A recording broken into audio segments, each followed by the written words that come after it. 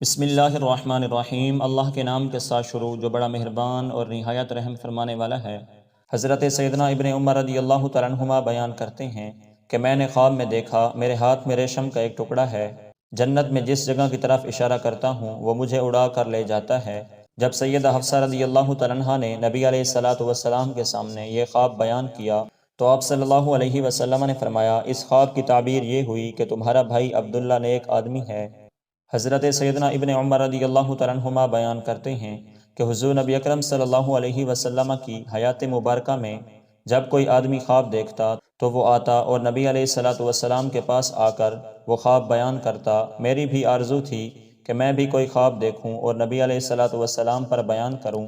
میں غیر شادی شدہ نوجوان تھا اور نبی علیہ الصلاۃ والسلام کے عہد مبارک میں مسجد میں سویا کرتا تھا۔ میں نے خواب میں دیکھا کہ دو فرشتوں نے مجھے پکڑا ہے اور مجھے آگ کی جانب لے جا رہے ہیں۔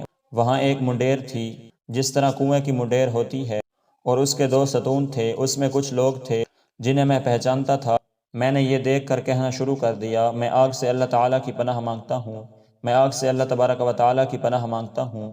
ان دو فرشتوں کو ایک اور فرشتہ ملا، اس نے مجھ سے کہا، عبداللہ آپ ہرگز نہ ڈریں۔ میں نے یہ خواب اپنی بہن سیدہ حفصہ رضی اللہ تعالیٰ عنہا کو بیان کیا، انہوں نے اس کا نبی علیہ الصلاۃ والسلام سے ذکر کیا۔ آپ صلی اللہ علیہ وسلم نے فرمایا، عبداللہ اچھا آدمی ہے، بس ایک بات ہے کہ اگر وہ رات کو قیام کرنا شروع کر دے تو وہ بہت اچھا ہوگا۔